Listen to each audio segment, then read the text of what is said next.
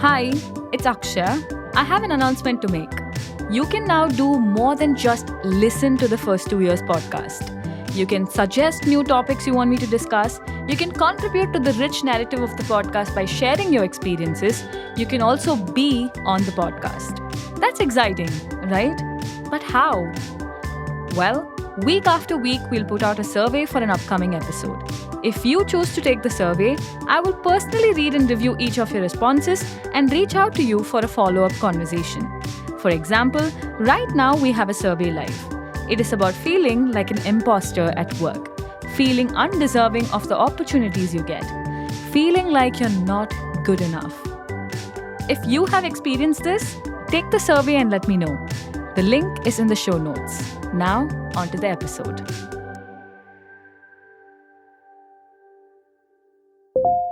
Imagine you get an email from your manager and the subject line reads one-on-one meeting. How would that make you feel? I'll go first. I don't know what it is, but it'll make me wonder if I've done something wrong, like terrible. And then I'll start over-preparing like it's some kind of a performance review in the chance that it actually turns into one. I'll also turn around and ask my colleagues how these things typically go so I know what I'm getting into. Oh, these one-on-ones are just a formality. Don't worry, it happens like once in a blue moon. Yeah, and nothing solid is really discussed, and even if there are plans, they really don't see the light of day. I mean, it's literally just like a general meeting. Just nod along and just say yes to everything. That's it, pretty much. Why do so many of us dread these one-on-one meetings? And if I don't do too many of these, do I even stand to lose anything? In some organizations, it's mandatory, so I get it, you can't really escape it. So should you just barrel through them? Or are there ways to actually make it less daunting? I wanted to find out, so I reached out to the world's leading expert on meetings, Steven Rogelberg, and I also spoke to Kamal Karanth, the founder of specialist staffing firm Expino, headquartered in Bangalore, India. He is someone who really believes in the power of one-on-ones and really does one-on-ones regularly and diligently. If these one-on-one meetings suck and so many of us hate it, how can you fix it? This is the First 2 Years, a show where we ask and answer the toughest questions around work every Tuesday. I am Akshay Chandrasekharan, and this is the season 1 of the podcast. And we're discussing all the big firsts someone in their first 2 years will encounter. Let's get into it, you and me, one-on-one meeting right now.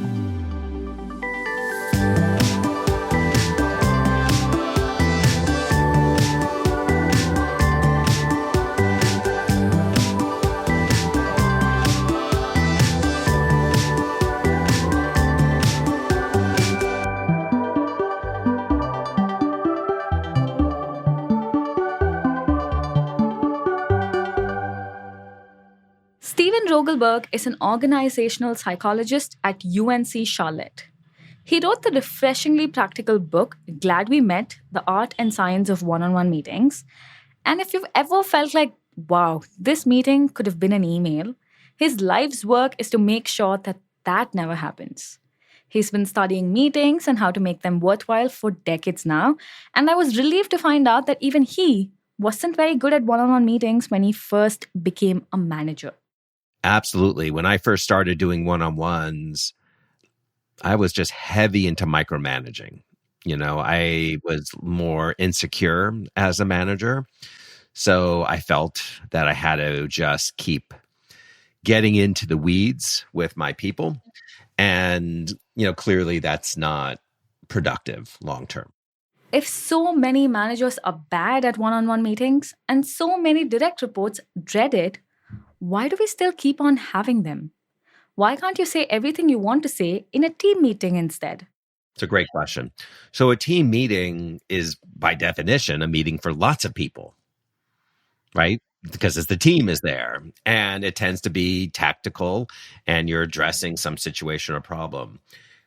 The one-on-one just changes the focus so clearly and so principally. So if you know that this meeting is for you, and as a manager, I'm finding the space to do it, well, your agenda is going to dominate, not mine. One-on-one meeting is probably the only meeting in the office where you can own the agenda completely. It is the only meeting in the office where it isn't strictly transactional. You can bring a little bit extra humanity to this meeting and be honest and vulnerable and go beyond the tactical thing. Your voice matters and you can have your needs and wants be heard. It makes it more democratic, might I add, especially if you're operating in an extremely hierarchical setup. But somewhere along the way, we sort of lost the real meaning of it.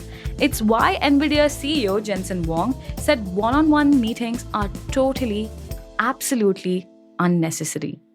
And so those one-on-ones are really not necessary. And if there's a strategic direction, why do you tell one person? Yeah. You tell everybody. But Kamal Karanth of Expino disagrees. Because it's not just about communicating your decisions to the rest of the organization, but it's also about hearing back from them. When we're successful, what we do become templates, right? So when I'm yet to, but honestly, actually, I'm yet to encounter anyone who says that you don't like to do one-to-ones and it works for them in spite of that. Yes, there are leaders who don't do it, but rarely do I meet people who don't believe in it or let's say wear it like a badge of honor. And I can think of a few reasons why managers hesitate to do, let's say one-to-ones. One, I think most managers have the intent for one-to-ones but don't manage their time well. That's one. Two, many haven't really experienced the power of consistent one-to-ones. The third would be managers who have felt cornered by some of the reportees in the past, where the crib and complaint sessions related to pay, role, recognition would have stayed with them. So it's not the meeting in and of itself that sucks. It's the way these meetings play out that make them ineffective and futile. And also, let's not forget, offices have become extremely hyperconnected. So we're all talking constantly on WhatsApp, Slack, and emails. And if you go to the office in person, then you do tend to run into each other. It is easy to assume that you're connecting with your manager and you already have a rapport with them, even if in reality it actually is very surface level. So we have many, many one-on-one encounters at work, right? We run into people. We have meetings with our manager where our manager could ask us questions or give us assignments. Those things happen all the time. That's not what I mean by a one-on-one meeting. When I talk about a one-on-one meeting between a manager and their directs, I'm referring to a regular, reoccurring, scheduled meeting where it's orchestrated and facilitated by a manager, but it is not for them. This is a meeting for their people. Steven says that the more the manager talks in these one-on-one meetings, the effectiveness rating goes down. The ideal balance appears to be you speaking 50% to as high as 90% of the time. But this is not as easy as it sounds because we all know how much managers actually love hearing the sound of their own voice. Ultimately, the managers have to just talk less and make sure that they're asking good questions to get the other party to talk more. But interestingly, that's harder than it seems because what research has generally found, this is brain research, is that when we talk a lot, it triggers the same parts of the brain that sex and good food trigger. So we talk a lot because it kind of feels good. And so we need to make sure we give that gift to someone else. When I began podcasting with Ken, I thought it's all about how well you speak and what you sound like. But I think the biggest thing you need as a podcast host is knowing when to shut up. Answers that come after a pause and a sigh, and when not interrupted, are often the most profound and meaningful. Kamal says in his one-on-one meetings, he's just a listener. And he learned this at a very crucial time in his career. Many years ago, his company, that he did not want to name, acquired another company in Malaysia that also he did not want to name, and he was appointed as the new CEO.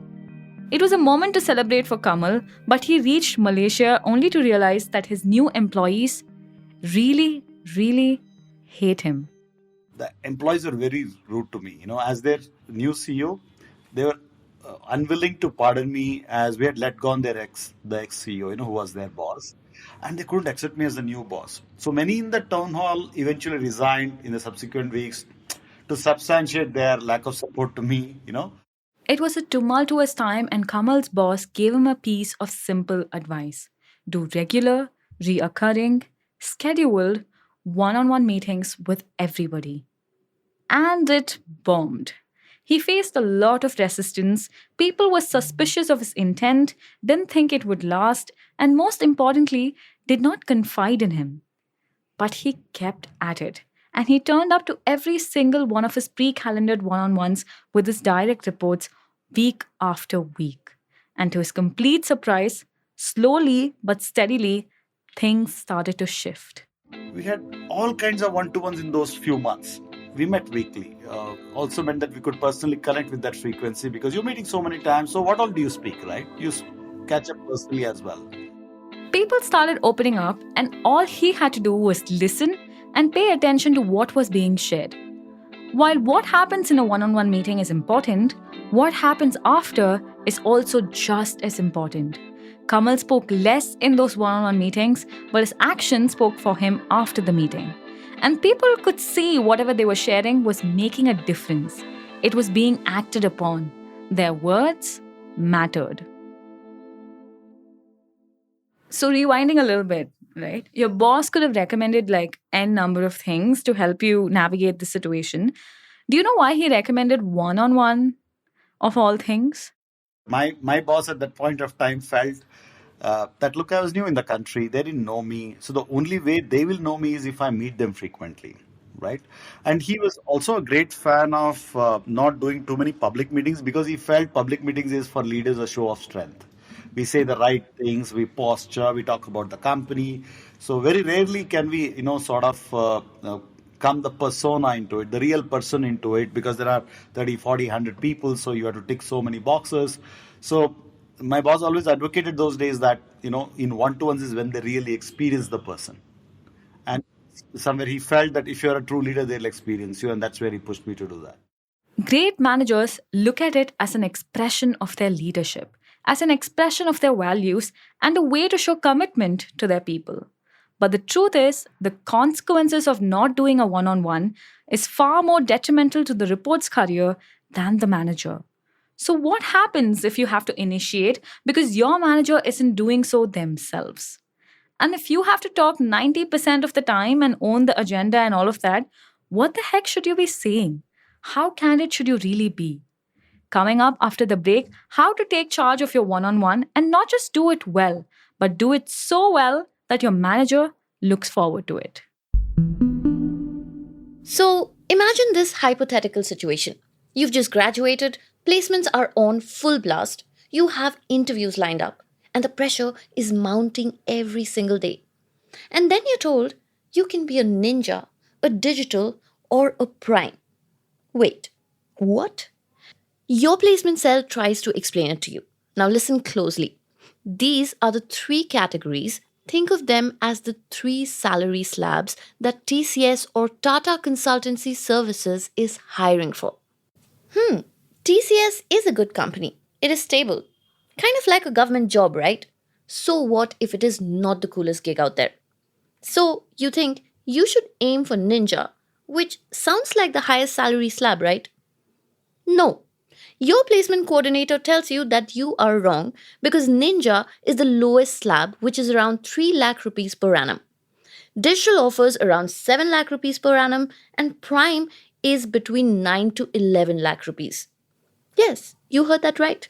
If you're thinking this is a little weird, you're not wrong. My colleague Nathan here at the Ken wanted to find out what the heck is going on with this large-scale hiring rebranding that TCS is rolling out. They are on a mission to hire 40,000 new freshers by March 2025. They want to make IT cool again for young professionals with quirky new titles and categories. But the truth is, the biggest number of hires still go into the lowest salary slab, which sounds the most glamorous, Ninja. So, why is TCS doing this? After all, it has an evergreen flow of fresh graduates from all parts of India. The thing is, there is a fundamental problem underneath that rebranding alone cannot fix. Nathan breaks it down in his story. The Ken is a subscription led publication, and most of our stories are behind a paywall. But this one is a free read.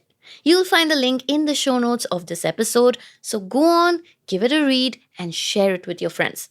I am Snigdha from the Ken's newsroom. Thank you for listening to us, and if you like what we do, please subscribe, share, follow, and like. And now, back to my friend Akshay.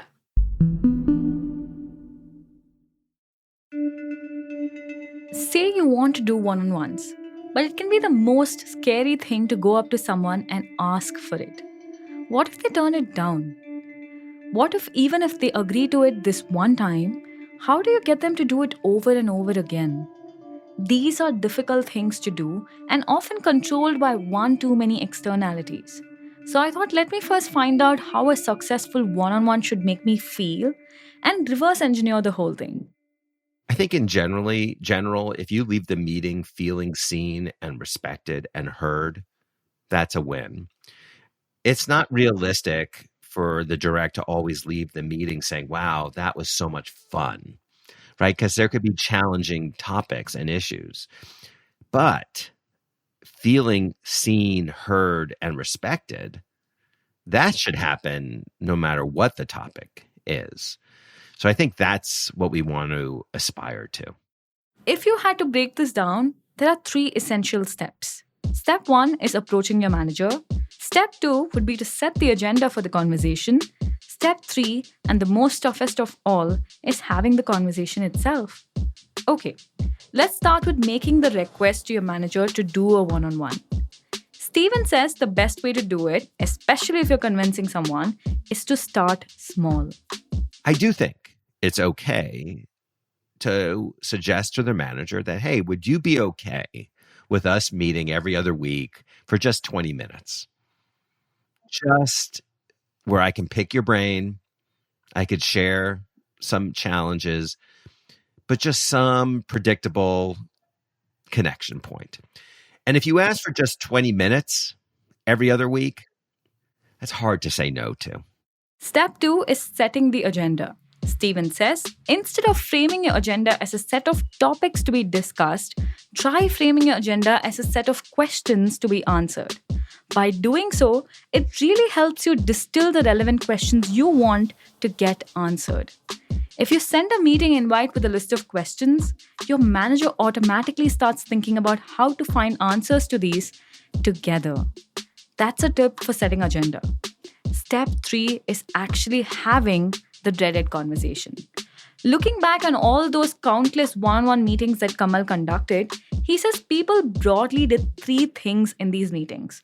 One is Lobbying, one-to-one is the best place to lobby for financial benefits, pay, bonuses, hikes, promotion, whether it's for you, for your team, that can only be done one-to-one, right?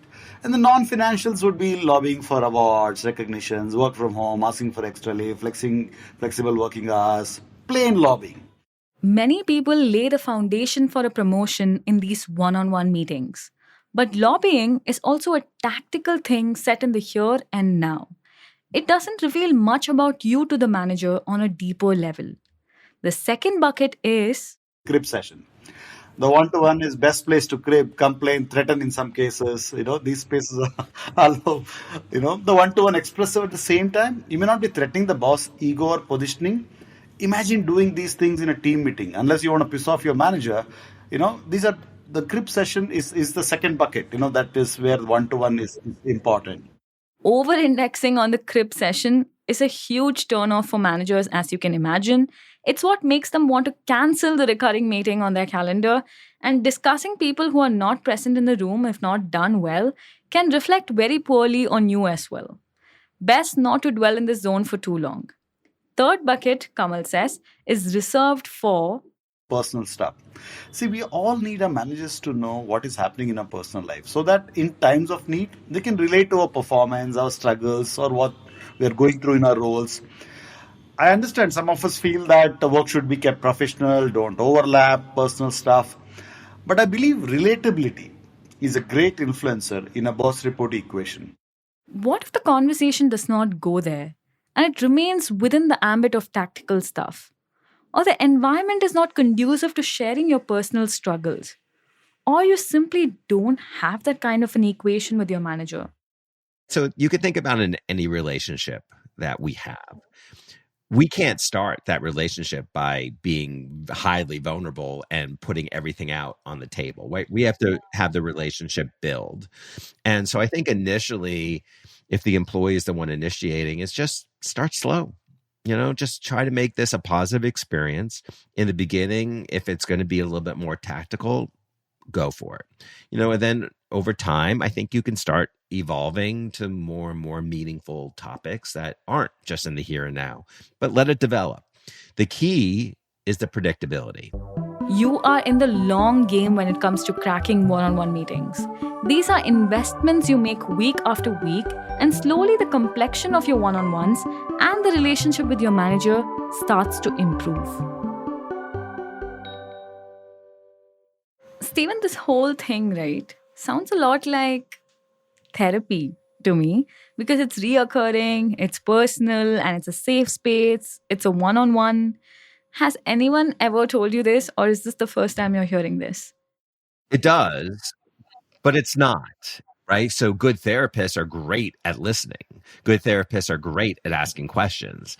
So we do want managers to do those things, but no, we don't want them to engage in counseling because obviously that could create some challenges. But the foundation of any relationship is listening, caring, right? And asking good questions, right? If you and I are having a relationship, those are the things that build the foundation. So we just need managers to enact those more in the one-on-one, that if they're doing the majority of talking, they're failing. That's Professor and organizational psychologist Steven Rogelberg. His new book, Glad We Met, is out now. Next week, we'll be talking about asking for help. Because a lot of these one-on-ones are also about seeking help from your manager. And we always get it wrong. By the way, speaking of wrong, if you missed our episode about bouncing back from a big mistake at work, go back and take a listen. You can write to me with feedback at aksha@the-ken.com. The First 2 Years is produced from the newsroom of The Ken, India's first subscribers-only business news platform. This episode was written and hosted by me, Aksha Chandrasekharan, produced by Anushka Mukherjee, and audio engineering by Rajiv CN. Thank you for listening to this episode. I will check back in with you next week, 7th April, Tuesday.